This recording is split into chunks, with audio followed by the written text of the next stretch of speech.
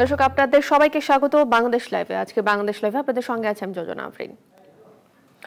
বাংলাদেশ লাইভের শুরুতেই বগুড়া থেকে আমাদের সঙ্গে যুক্ত হবেন আমাদের সহকর্মী, বরগুনা থেকে আমাদের সঙ্গে যুক্ত হবেন আমাদের সহকর্মী সুমন। সুমন, আপনার কাছে জানতে চাই আজকে বাংলাদেশ লাইভে বরগুনা থেকে কি তথ্য আছে আপনার কাছে? কোন জায়গায় আছেন আপনি? সেখানকার কি অবস্থা দেখতে পাচ্ছেন আপনি? সুমন।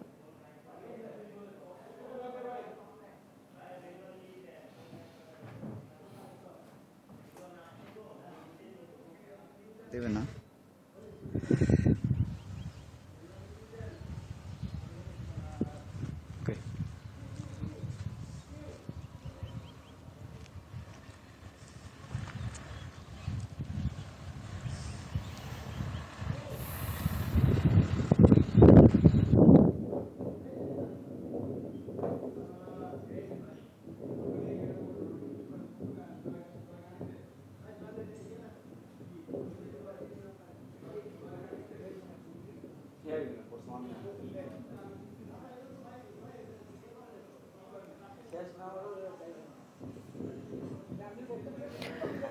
সুমন, আপনি নিশ্চয়ই আমাকে শুনতে পাচ্ছেন।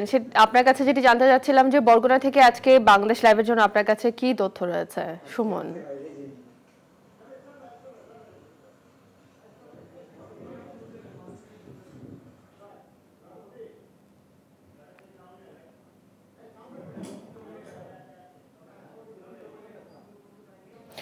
দর্শক, সুমনের সাথে আমরা যুক্ত হতে পারিনি, আশা করছি পরবর্তীতে আমরা তার সঙ্গে যুক্ত হতে পারবো।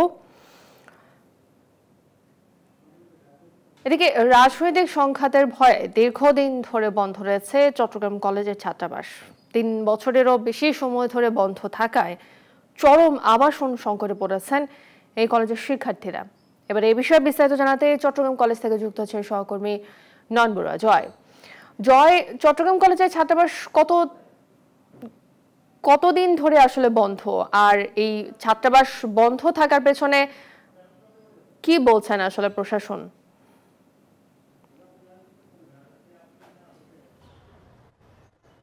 ধন্যবাদ আপনাকে। আপনি যেমনটা বলছিলেন চট্টগ্রামের, আমি যদি আপনাকে একটু স্মরণ করে দিতে চাই, চট্টগ্রামের কয়েকটি সরকারি কলেজ রয়েছে। তো সব কলেজের কিন্তু আমরা যতটুকু পর্যন্ত আমরা জানি দেশ তথা বিদেশেও কিন্তু অনেকটা সুনাম রয়েছে, কিন্তু এর মধ্যে সবচেয়ে বেশি পরিচিত নাম যদি বলি চট্টগ্রাম কলেজ। কিন্তু আপনি অবশ্যই দেখতে পাচ্ছেন আমরা যে কলেজে এসেছি এখানে কিন্তু ছাত্রাবাস এমনকি ছাত্রী নিবাসও কিন্তু রয়েছে। কিন্তু এমনকি আমরা যতটুকু পর্যন্ত আমরা জেনেছি 2015 সালেই কিন্তু চট্টগ্রাম কলেজে যে ছাত্রাবাস ছিল, কিন্তু সেই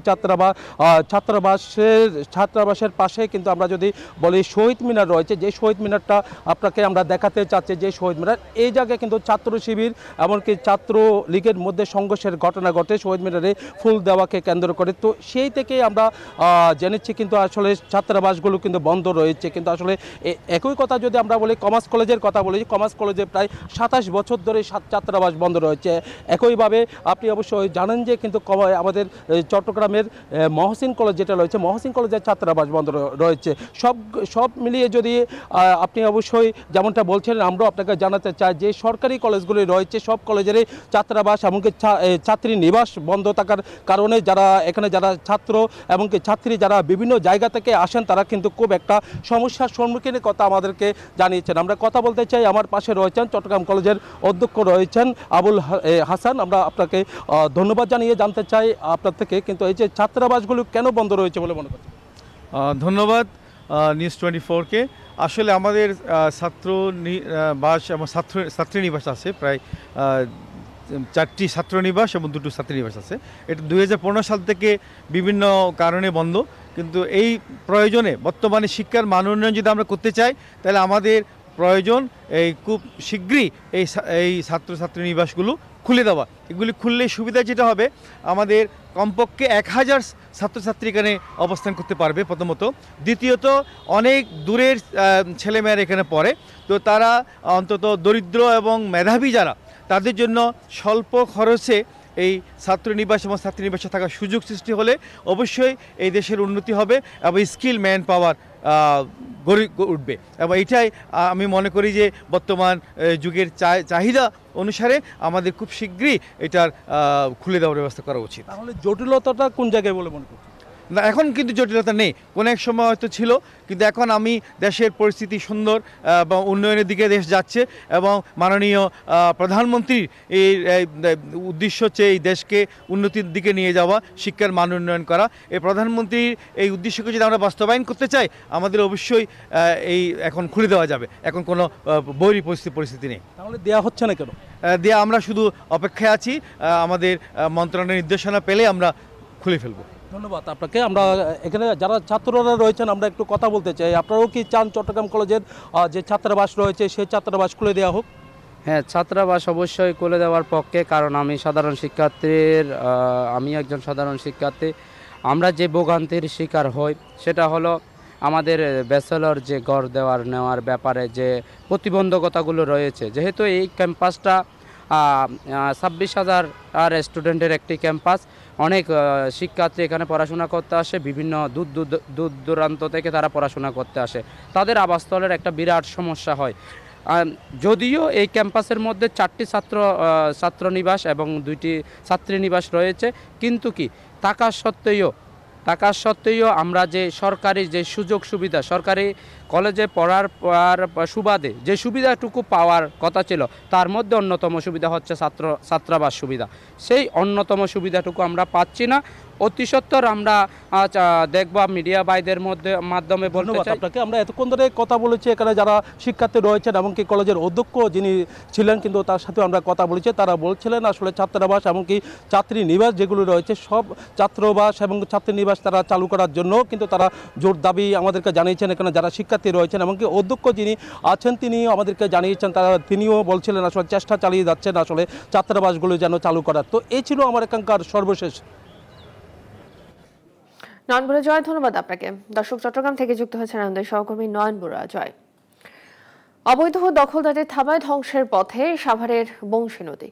আশুলিয়ার নয়ারহাটে তীর দখল করে গড়ে তোলা হয়েছে শত শত দোকান, কারখানা ও বহুতল ভবন। এবারে এই বিষয়ে বিস্তারিত জানাতে আশুলিয়ার নয়ারহাট থেকে যুক্ত হচ্ছেন সহকর্মী নাজমুল হুদা। নাজমুল, একসময়ের খরস্রোতা নদী ছিল এই বংশী নদী, এখন নদীটির বর্তমান অবস্থা কেমন দেখছেন?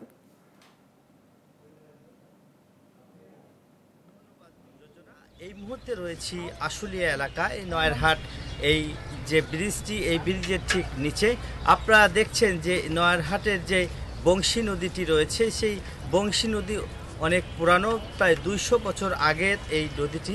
এখন এই নদীটি এখন প্রায় মৃত। আপনারা দেখছেন যে এখানে যে পানিগুলি রয়েছে এবং নদীর পানি এইখানকার যে মিল কারখানার বর্জ্য সরাসরি এই নদীতে ফেলানো হচ্ছে, যার ফলে এই নদী এখন ধ্বংসের মুখে পড়েছে। এখানে কোনো মাছ এবং কোনো পোকামাকড় বলতে কোনো কিছুই নেই এই নদীতে।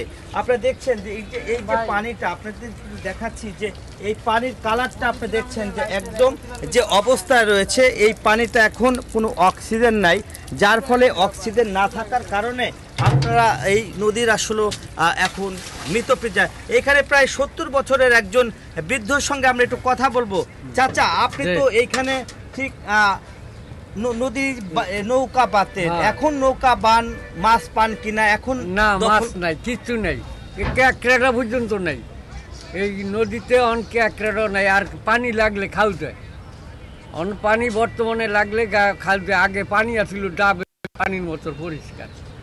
হ্যাঁ, আর এই নদীও বরট পথে চলছে, এই নদীটা বরট পথে চলছে, দোনো পারি বরট পথে চলিয়ে গেছে গা, গভীরতা কমিয়ে গেছে গা, পানির হালো ভালো না। হ্যাঁ, মিল কারখানার পানি নামিয়া, ইবুডিটের পানি নামিয়া, রপ্তানির পানি নামিয়া, পানি কালার খারাপ হয়ে গেছে গা। দর্শক শুনলেন যে চাচার কথা, তিনি বললেন যে আমরা আরেকজন এখানে রয়েছে।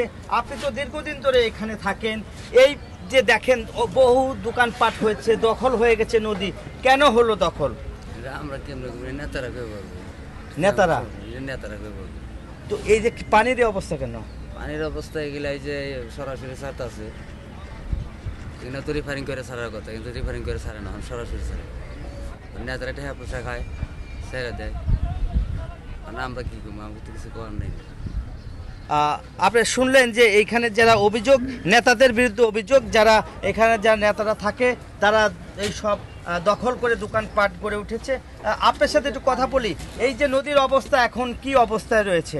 এখন ধরেন এই যে নদীর যে পানি এগুলো ব্যবহার করা যায় না, পানি গায়ে লাগলে চুলকায়, এগুলো মনে করেন যে ওই আবর্জনা পইরা সাইডের আবর্জনা ময়লা পানি এগুলো দূষিত হয়ে গেছে।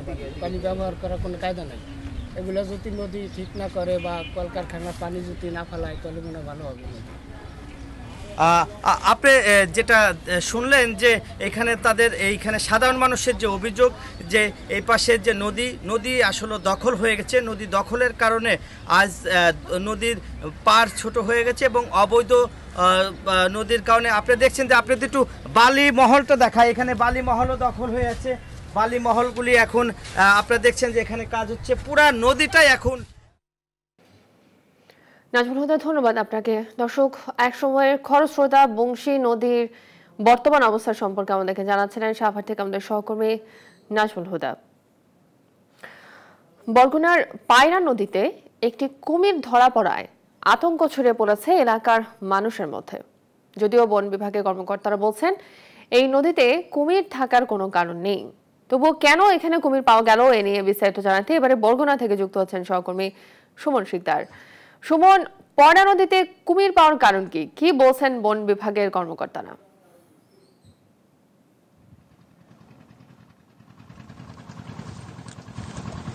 ধন্যবাদ যোজনা আপনাকে। আমরা এখন আছি বরগুনার পায়রা নদীর তীরে এবং আপনি জানেন যে সম্প্রতি এই নদীর তীর থেকে একটি কুমির উদ্ধার করা হয়েছে, যে কুমিরটি নোনা পানির কুমির, এবং এর ফলে এই এলাকার মানুষের মধ্যে একটি আতঙ্ক বিরাজ করছে। এবং আমরা এই এলাকায় খোঁজ নিয়ে জেনেছি যে এর আগেও একটি কুমির ভাসমান অবস্থায় এখানকার জেলেরা দেখেছে এবং তারপর থেকেই আসলে মূলত আতঙ্ক তৈরি হয় এবং গত 2 মার্চ সর্বশেষ একটি কুমির উদ্ধার হয়, নোনাপাড়ির কুমির উদ্ধার হয়। এই আতঙ্ক আরো দ্বিগুণ হয়েছে।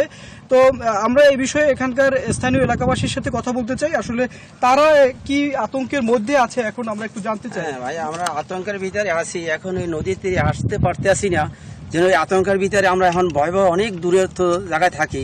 এই 2-3 মাস আগেও একবার শুনছি যে আসছে এক চোখে প্রমাণ আমরা দেখতে পারতেছি, দেখে আমরা ভয় বিহত হইয়া এখন বিল অঞ্চলে যাইতেছি, নদীর তীরে আসতে পারতেছি না। এখন এইটা যদি আপনারা সরকারি বিয়ে যদি আপনারা দেখা না শুনে করে তা আমাদের খুবই ভয়াবহ হইতেছে। ধন্যবাদ যোজনা। আপনি শুনছিলেন যে স্থানীয় এলাকাবাসী বলতেছে যে আসলে তারা কুমিরটি উদ্ধার হওয়ার পর থেকে একটি আতঙ্কের মধ্যে আছে এবং নদী তীরে যেতে পারছে না। আসলে কি কারণে এই কুমিরটি নোনা পানি থেকে মিঠা পানির এই পায়রা নদীতে এসেছে, এ বিষয়ে কথা বলতে আমাদের মধ্যে উপস্থিত আছেন বরগুনা সদর উপজেলা সহকারী বিট কর্মকর্তা। আমরা তার সাথে কথা বলবো, আসলে কি কারণে এই কুমিরগুলো এখানে এসেছে। জি ধন্যবাদ। আমি মোহাম্মদ জালাল আহমেদ, সহকারী বিট কর্মকর্তা, বন বিভাগ, বরগুনা। এটা আমরা সাধারণত ধারণা করতেছি কিছুদিন আগে যে ঝড়টা হয়েছে, ঝড়ের কারণে ওরা গতিবিধি পথভ্রষ্ট হয়ে হয়তো নদীতে ঢুকতে পারে, এইটা প্রাথমিকভাবে আমরা ধারণা করতেছি। তো এই যে কুমির আতঙ্ক এলাকাবাসীর মধ্যে এবং একটি কুমিরকে তারা ধরেছে এবং সেই কুমিরটি মারা গিয়েছে, এরপর থেকে আসলে বন বিভাগের এই ক্ষেত্রে কিছু করণীয় আছে কি? এই ক্ষেত্রে যে কুমিরটি ওরা ধরছে, আমরা উদ্ধার করিয়া ওরা পোস্টমর্টম করানোর পরে আমরা হেফাজত করছি, আর বাকি অংশগুলো আমরা বাজেয়াপ্ত করছি মাটির নিচে পুঁতে। পরবর্তীতে ঊর্ধ্বতন কর্তৃপক্ষের পরামর্শ মোতাবেক এবং পোস্টমর্টম রিপোর্ট আসার পরে পরবর্তী ব্যবস্থা নেওয়া হবে। ধন্যবাদ আপনাকে যোজনা। যেমনটি শুনছিলেন যে এইখানে কুমির আতঙ্কটা এলাকাবাসীর মধ্যে যেমন আছে, ঠিক তেমনি এই এলাকার প্রায় 5টি গ্রামের 5 সহস্রাধিক মানুষ এখন এই কুমির আতঙ্কে আছে। যোজনা, এই ছিল আমার কাছে পায়রা নদীর তীর থেকে কুমির আতঙ্কের সর্বশেষ খবর। যোজনা। সুমন শিকদার, ধন্যবাদ আপনাকে। দর্শক, বরগুনার পায়রা নদীর পাড় থেকে আমাদের সঙ্গে যুক্ত হয়েছিলেন সহকর্মী সুমন শিকদার। সময় হলো একটা বিরতির, সঙ্গেই থাকুন।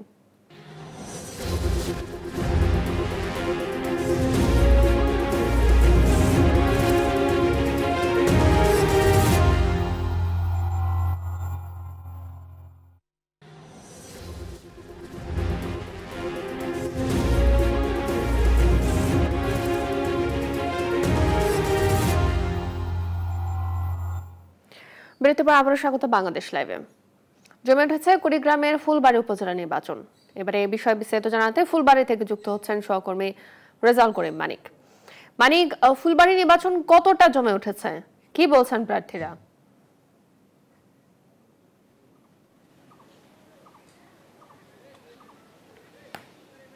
ধন্যবাদ আপনাকে।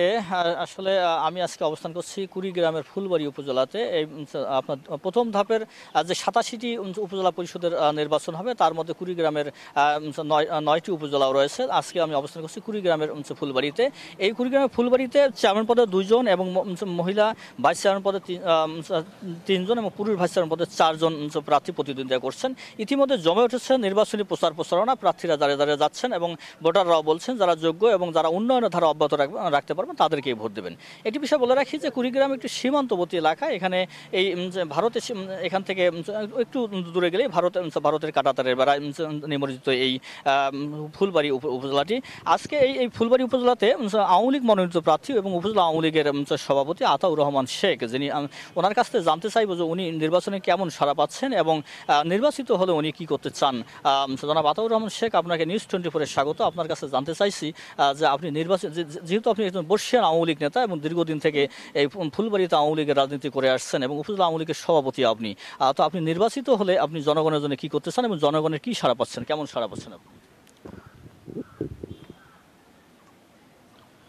বিসমিল্লাহির রহমানির রহিম। আসসালামু আলাইকুম।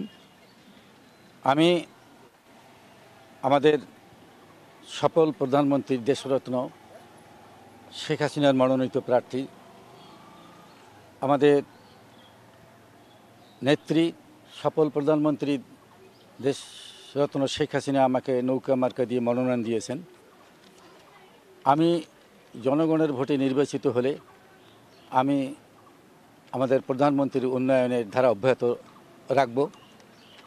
ফুলবাড়ি উপজেলাকে দুর্নীতিমুক্ত একটি মডেল উপজেলা হিসেবে আমি প্রতিষ্ঠিত করব এবং মাদকমুক্ত ফুলবাড়ি উপজেলা আমি ঘোষণা দেব।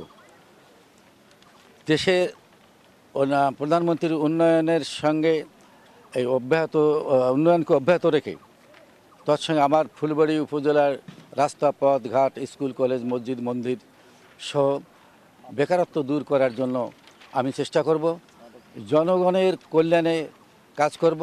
জনগণের সঙ্গে বন্ধুর মতো আমি তাদের সঙ্গে মিলেমিশে কাজ করতে চাই, তাদের জনগণের সহযোগিতা নিয়ে। জনগণের কেমন সাড়া পাচ্ছেন আপনি? যেহেতু এখন সামনে 10 তারিখে ভোট, নির্বাচনী প্রচার প্রচারণা জমে উঠেছে, জনগণের কেমন আপনি সাড়াটা কেমন পাচ্ছেন? আমি জনগণের ব্যাপক সাড়া পাচ্ছি এবং আমি আশা করি আমি এই 10 তারিখে যে ভোট অনুষ্ঠিত হবে এই ভোটে আমি বিপুল ভোটে জয়লাভ করব, এটা আমি প্রত্যাশা করছি এবং আল্লাহর রহমতে আমি সফল হব, জয়যুক্ত হব এবং উন্নয়নের দ্বারা অব্যাহত রাখব। যেহেতু ফুলবাড়ি একটি সীমান্তবর্তী এলাকা, মাদকের একটা ভয়াল থাবা রয়েছে, তো এই মাদক দূরীকরণে বেকার যুবক যারা আছে মাদক সেবনের দিকে ঝুঁকছে, এদের পক্ষে আপনার কি করণীয় আছে? আমাদের এই ফুলবাড়ি উপজেলাটি সীমান্তবর্তী এলাকা। এখান থেকে ভারতের সীমানা অল্প দূরে। আমি যে কথাটা আগে বললাম যে মাদক মুক্ত ফুলবাড়িকে ঘোষণা দেব। ধন্যবাদ আপনাকে। শুনছিলেন ফুলবাড়ি উপজেলার আওয়ামী লীগ মনোনীত প্রার্থী আতাউর রহমান শেখের কথা। উনি বলছিলেন যে উনি নির্বাচিত হলে এই ফুলবাড়ির মাদক মুক্ত ঘোষণা করবেন, বেকার সমস্যা দূরীকরণের কাজ করবেন এবং এখানে তিনি নির্বাচিত হলে উন্নয়নে প্রধানমন্ত্রী শেখ হাসিনার উন্নয়নের ধারা অব্যাহত রাখতে যেসব কাজ রয়েছে, যেসব প্রকল্প রয়েছে তিনি এইসব কাজ করবেন বলে আমাদেরকে জানিয়েছেন। এই ছিল কুড়িগ্রামের ফুলবাড়ি থেকে আমার কাছে সর্বশেষ। রেজাল্ট করিম মানিক, ধন্যবাদ আপনাকে। দর্শক, ফুলবাড়ি নির্বাচন কতটা জমে উঠেছে সেই বিষয়ে আমাদেরকে জানাচ্ছিলেন সহকর্মী রেজাল্ট করিম মানিক। এখনো বেহাল দশা ঢাকা টাঙ্গাইল মহাসড়কের অবস্থা। 8 লেন প্রকল্পের শেষ করার মেয়াদ 2 দফা বাড়ানো হলেও এখনো নির্ধারিত সময় শেষ হওয়া নিয়ে দেখা দিয়েছে শঙ্কা। ফলে ভোগান্তি নিয়মিত সঙ্গী হয়ে দাঁড়িয়েছে এই পথ দিয়ে চলাচল করা হাজার হাজার মানুষের। এবার এই বিষয়ে বিস্তারিত জানাতে টাঙ্গাইল থেকে যুক্ত হচ্ছেন সহকর্মী আতিকুর রহমান। আতিক, এই মহাসড়কের কাজ কবে শেষ হবে, কি বলছেন সংশ্লিষ্টরা? ধন্যবাদ। আপনি যেমনটি বলছিলেন, আসলে আমি এখন দাঁড়িয়ে আছি ঢাকা টাঙ্গাইল মহাসড়কে এলাঙ্গা বাস স্ট্যান্ডে। আপনি যেমনটি বলছিলেন যে 2015 সালে 3 বছর মেয়াদে এই প্রকল্পটি ঢাকা টাঙ্গাইল মহাসড়ক প্রকল্পটির কাজ শুরু করে, কিন্তু দ্বিতীয় দফায় আসলে 1 বছর অর্থাৎ 2019 সাল পর্যন্ত এই প্রকল্পটি আবার বাড়ানো হয়েছে। আমরা এই বিষয়ে আসলে কথা বলবো এখানকার স্থানীয় জনপ্রতিনিধিদের সাথে, যে আসলে কি ধরনের ভোগান্তির মধ্যে তারা এখানে রয়েছেন। আপনারা আসলে কি ধরনের ভোগান্তির মধ্যে রয়েছেন? 1 বছর তো আরো টাইম অতিরিক্ত সময় বাড়ানো হয়েছে। হ্যাঁ, 1 বছর ভোগান্তির মধ্যে হয়েছে। বাংলাদেশের 22টি জেলার প্রবেশদ্বার এই এলাঙ্গাতে ওদিকে সাসেক 1, এদিকে বঙ্গবন্ধু অ্যাপ্রোচ রোড, মাঝখানে যে 300 ফুট রাস্তা আছে, এই 300 ফুট রাস্তা আমি 10 মাস ধরে মেয়র হয়েছি। 10টা আইন শৃঙ্খলার মিটিংয়ে আমি উপস্থাপনা করেছি। এই রাস্তার সমস্যার সম্পর্কে আমাদের জেলা প্রশাসক মহোদয় সুপারিশ করেছে, আমাদের পুলিশ সুপার মহোদয় সুপারিশ করেছে। এই 10 মাসের মধ্যেও এই 300 ফুট রাস্তার পুরো আমি পরিত্রাণ চাই না। আতিক রহমান, ধন্যবাদ আপনাকে। দর্শক, ঢাকা টাঙ্গাইল মহাসড়কের কাজ কবে শেষ হবে, সংশ্লিষ্টরা এ বিষয়ে কি বলছেন সেই বিষয়ে আমাদেরকে জানাচ্ছিলেন সহকর্মী আতিক। আর এর সাথে শেষ করছে আজকের বাংলাদেশ লাইভ। সঙ্গে থাকার জন্য ধন্যবাদ সবাইকে।